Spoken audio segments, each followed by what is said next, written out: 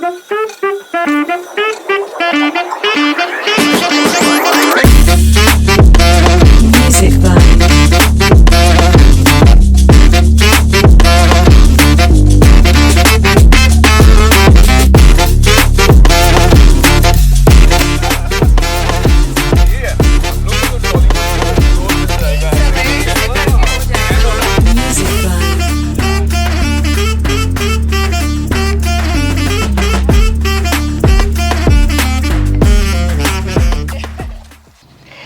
everyone and welcome to another exciting episode from Deshvaani. I'm Sampurna and I'm excited to introduce none other than Sanjoo Malhotra, who wears a cultural hat all the time, is an entrepreneur, wears business meetings around him, and also inculcates in how to foster, better relationship between Sweden and India all the time. So, welcome on board. Thank you. Sanju, I'm so excited to meet you in sunny September, Saturday morning, over a cup of 100% fossil-free sugarcane made. But yeah, we have coffee inside to spark the conversation. So I'm so happy to have you here. Cannot express that enough. So please, would you like to tell us something more about yourself? Like, who is Sanjoo Malhotra? Oh, okay. I guess I'll have to talk in context with my journey in Sweden, maybe, and perhaps also a little bit from the background in India. So I'm a Punjabi, but born in Calcutta, grew up in Chennai. I studied in Manipal. And then I moved to Sweden in 1996 to study at Stockholm University. And I've been here since then, so it's quite some time. And maybe that's a good start. Yeah. You've done so much, and this is just the tip of the iceberg, and we're going to drill a bit more into that. So you're multilingual. That's almost something that comes to my mind, and you've been exposed to a lot of cultures ever since you were small. Most likely that is something which sparks this bringing people together, creating culture in Sweden, all the way from India, bringing people and making things done. And as I said, you're an entrepreneur. So India Unlimited is your baby. Why did you happen to think about having India Unlimited, firstly? Yeah, so I would say that I've been working and producing some big events in Sweden, like a couple of global events that had a focus on emerging markets. I also worked with a design platform where we were having discussions on creating the future. But while I was doing this, I also started doing stuff like I arranged a couple of Bollywood parties, and I did a couple of these India-focused events that actually people thought was quite cool. I mean, the idea was for me to engage with Swedes and showcase a little bit of India, because in a way, when you come from India and you've been a student, and I was studying at Stockholm University, you kind of become like an ambassador of your country, since you always ask questions about India, whether it's economic or cultural or social. So true. And so, in that journey and to sort of present and promote or talk about India, I think I have also kind of had this need to really bring that expression out. And I saw that maybe 20 years back, that India, the image of India has started changing in the West through our books and movies and many things. Suddenly India, which was considered maybe a little bit more third world and backward, and you always only had these typical questions about India and its background and caste system and all these very typical questions, that started changing. The tech people and the IT world also started, coming. So all that, I think, started changing the image of India, which for me was so exciting, because I always wanted to showcase this modern image of India, to say India is, yes, your first world, second world, third world, all living together. So it's not just one thing. I wanted to make sure that they understood and understand the nuanced picture. Yeah. And I started doing just before I started India Unlimited, I started actually promoting a few events on yoga, on Ayurveda, and started to arrange some travels to India Yeah. to showcase a more different picture of India, including Indian gastronomy. So it's showing, different parts of India. So I think all that led to when the new ambassador came, Banashri Bose Okay. Harrison. Ma'am Banashri Yeah, was so this there. was in 2013, I think, and then so there was, we felt we connected, and I think Ambassador really understood also a little bit of what I was trying to do, and she Yes. said, okay, I would love to do this, but let's do it in another scale. So I had to make a proposal and go to the embassy, Yeah. and then I got the embassy backing and support, and we really kicked off with one event Yeah. that talked about And this was year 2013. 2013, Yes, I so think it's Obama was about visiting that a day, decade. and we had 350 people together where we did this big Oh. India event with food, culture, great discussions. We had some great speakers also come from India. So, it really, I think, started opening up the possibility. I see that for- you're getting very nostalgic and emotional about that, and that is certain because Yeah. that's the first, anything you start for the first time, it kind of Yeah. takes that passion, and I see that that kind of drives you on year after year over the last decade, isn't it? Yeah, and I think it's trying to find a balance, but also bring this other kinds of narratives than Yeah. what was maybe presented by the Swedish media here. Yeah. So, and events and other ways are an important way to engage the local society and culture. But also you realize that, culture by itself will never be supported. So it was really important to also talk about do something in the area of business and help support the big organizations like Sweden India Business Council and the other partners working between Sweden and India to help amplify their work, but even to a bigger, Yeah. a louder and a more better way. So I think that's something that we try to do to promote the embassy, promote the council, but also Yeah. other partners who have been working in the India-Sweden ecosystem, Yeah. and see how can we find ways to raise their Fantastic. profile. Yeah. So this not only impacts, the Indian diaspora per se, but also our lifestyle in Sweden. People living here, they come to know more about India. They get interested in Ayurveda, yoga. We've seen of late, yoga is a buzz across the world. You brought it here. The first thing that you have on Namaste Stockholm especially Yeah. is the yoga session. And I myself am part of that. So it's really thrilling to see. But what's special? Then I just mentioned Namaste Stockholm before you could do that. But what is so special about Namaste Stockholm 2024 now that we have done it for like more than 10 years? Yeah, so we did basically, when I started, just to sort of talk about India Unlimited, we said, okay, Yeah. so we created this kind of an India week here and so on, which had a lot of culture and so on. But in 2015, before the first presidential visit that ever happened, we started Namaste Stockholm, and it was very well received, and it was a way for us to showcase the Indian culture. And of course, the two points that stick out is yoga. Yeah. Swedes love Yeah. yoga, and they love Indian food. So these two become like a very easy way for us to talk about and communicate. And then Yeah.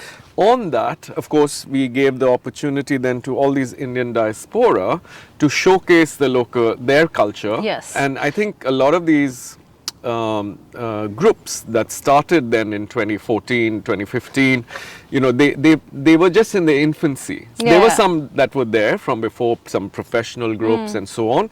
But then a large number of these started much after that, because suddenly they had a platform to showcase Yeah. their local culture from their community in India, but here in awesome. Sweden. That's And awesome. for us, it was really important that this is a showcase for them to show their neighbors, their friends, their colleagues that what Yeah. they are living and working here in Sweden, but they also want them to. This is a part of integration.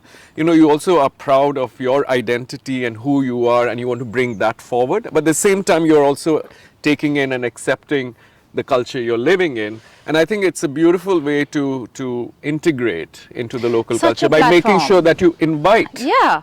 And the that's Swedes into it. Yes. So they really come and see, because Yeah. we are here. They don't have to, I mean, if, of course, not everybody can visit India even if they Yeah. want and get the flavors. I think even we as Indians, we haven't visited all the states, the myriad culture, you know, it's such a splendid platform where I get to see, you know, different forms of dances, different forms of music, live music, etc. on Namaste. Apart from the food, the other section, as you said, we are drawn towards food, and it's a pure food and culture festival, the biggest open air Sweden's platform Yeah, that I would you say in provided. Scandinavia, Northern Europe, it has been one of the biggest festivals. festival. Yeah. And I know friends coming all the way from different countries during this time. They plan their visits to cover Namaste, and that is true. It's not only people from Stockholm who come here, people from Gothenburg, Umeå. I know people from Estonia, you know, and also Norway. Some of them plan their visits around this time. So Yeah, such I a was told there were fantastic- people who came from London, and you know, Yeah. and I was just like, they even like booked their hotel. I was like, okay, I didn't realize this was turning Oh, into this a is getting bigger. destination This thing. is getting bigger.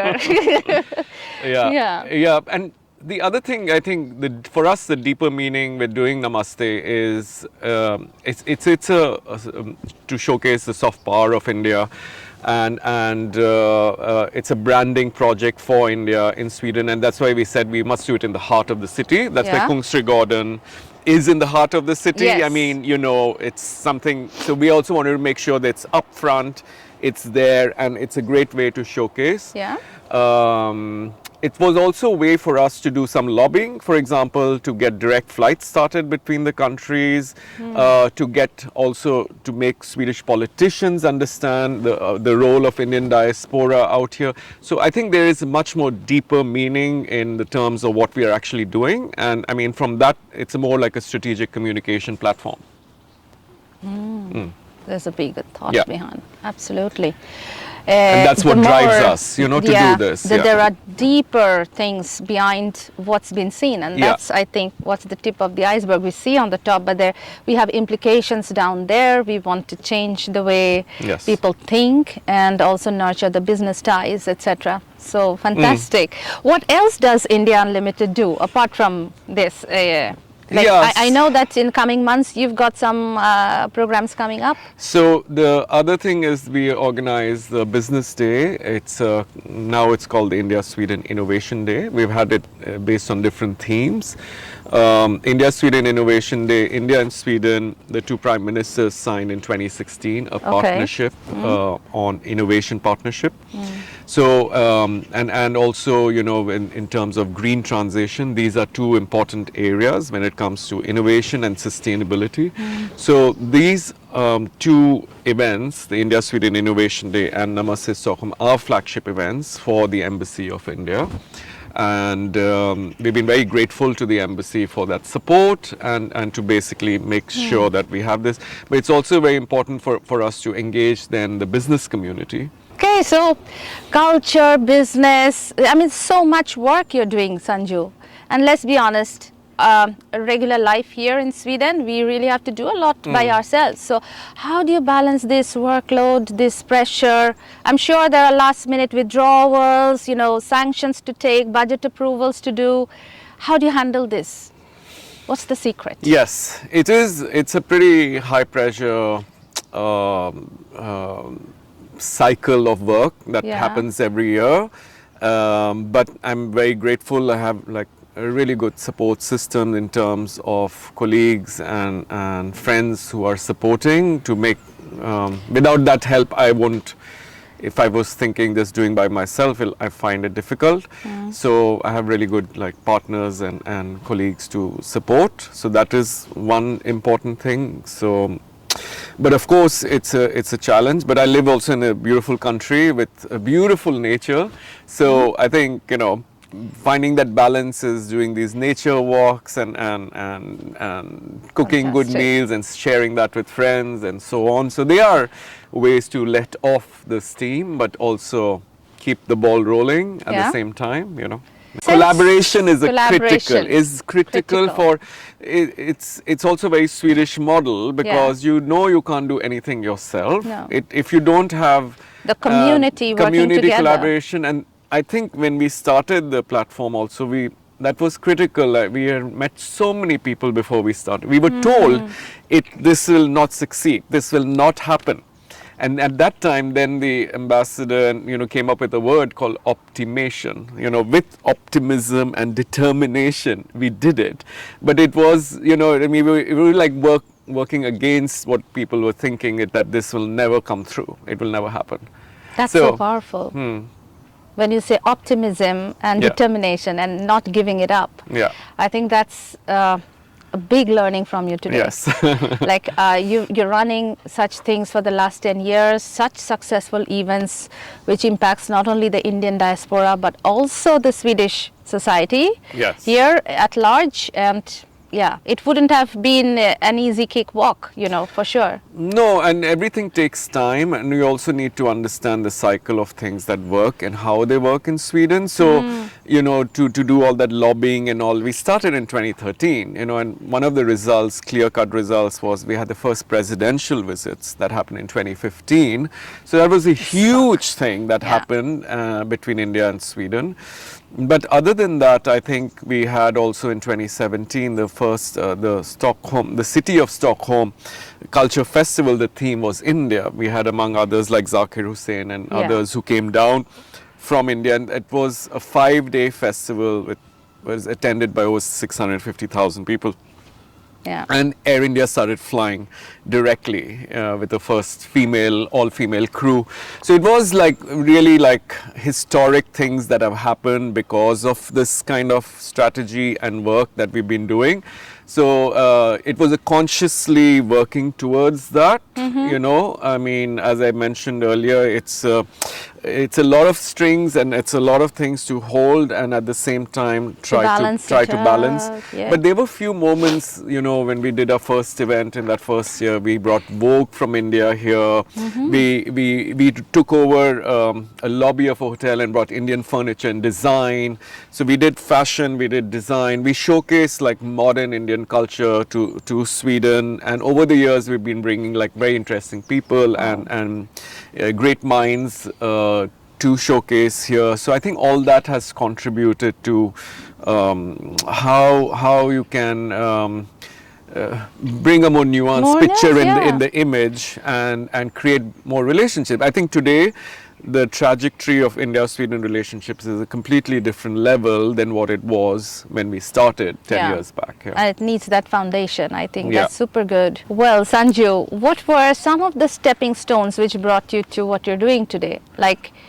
I'm sure you must have pushed yourself out of the comfort zone, or just you'd like to get inspired through your journey. Oh, okay. Well, I've always been super social, and I think that's fantastic as a background.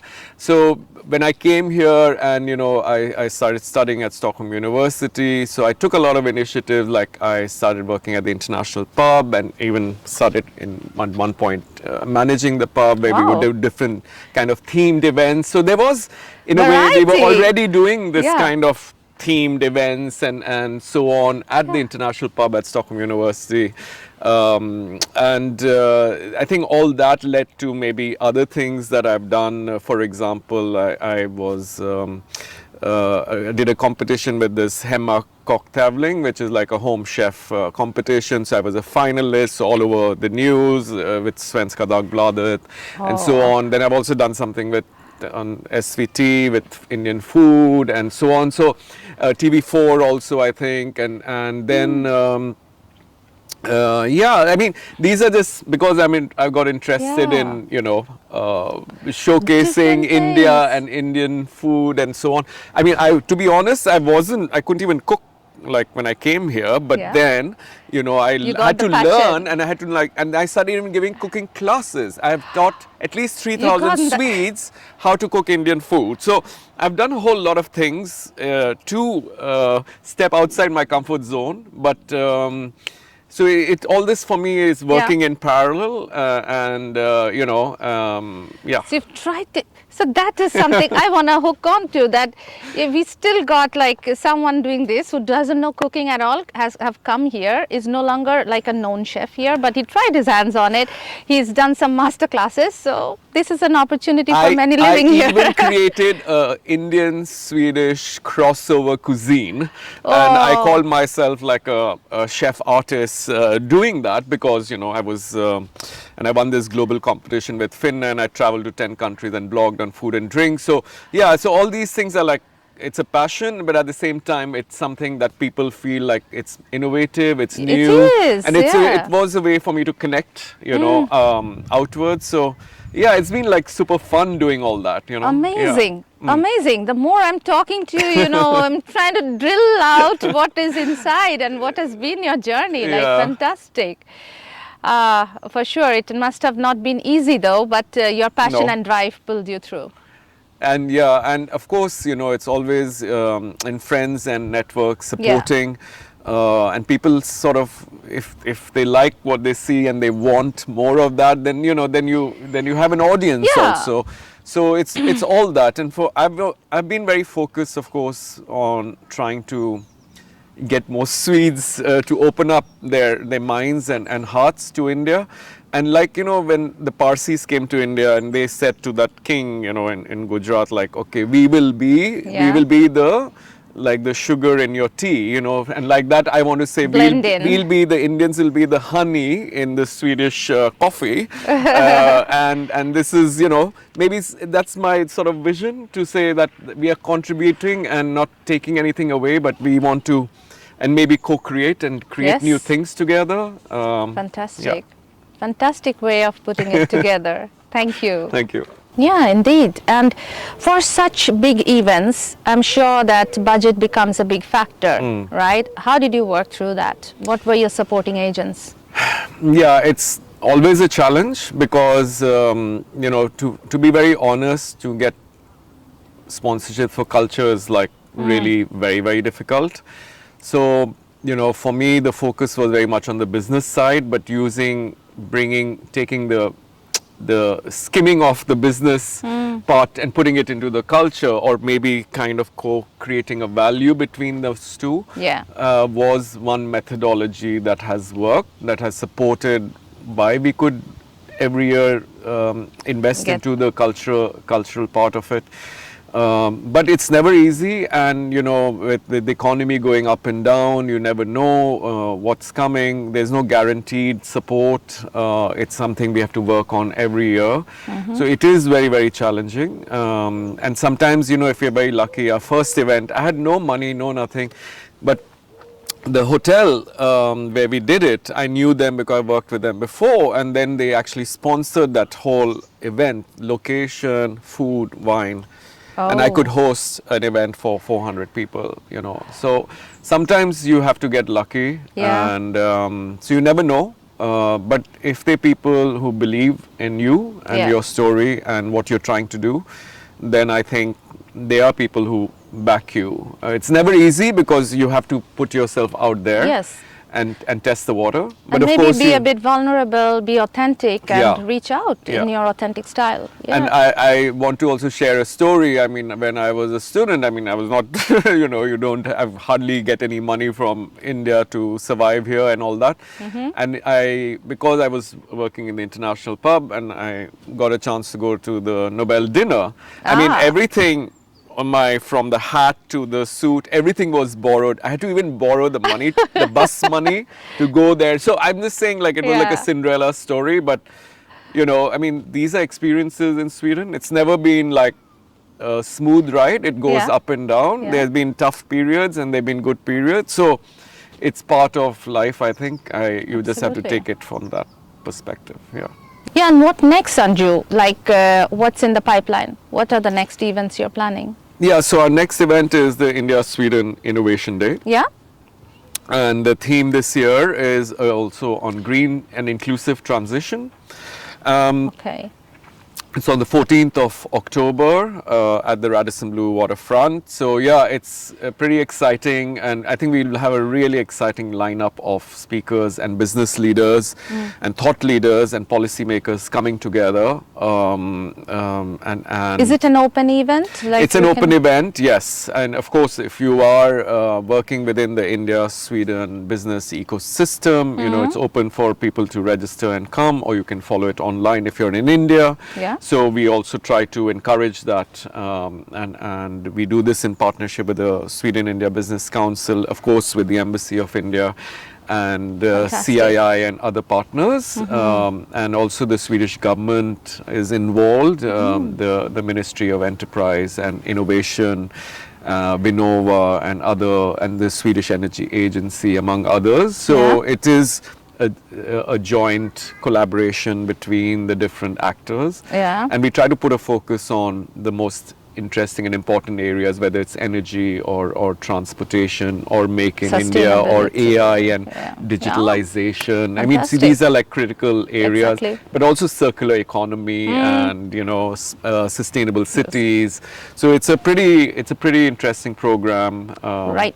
Great mix and hot topics that are important impacting topics, the business and industry. Yes, and important for strategy between India and Sweden. But I think India and Sweden also are working together. So we also want to showcase how, for example, with the Lead IT and other platforms, that how they can shine the light to others. So when we work together, we can become the example for the other countries to follow. Fantastic. So I think that's, for me, is like fantastic way of showcasing both the countries. Awesome job on that. Yeah, I look forward to attending that one. Thank you. So it wouldn't have been done better without the passion and the drive that you have, Sanju. Hats off to that. I see it through and through during our short conversation here today. And you suggested this beautiful spot where we could sit. So you have definitely got something to do with nature. And we host events outside in Kunstra Garden, which is also a big, garden in the center of Stockholm. And definitely you have the creative mind, the metal, the humor in you, the passion and the drive. Thank you for everything. And on behalf of the Deshvaani audience, I would like to thank you as well for sharing your time today with us. Thank you. Thank you. Music by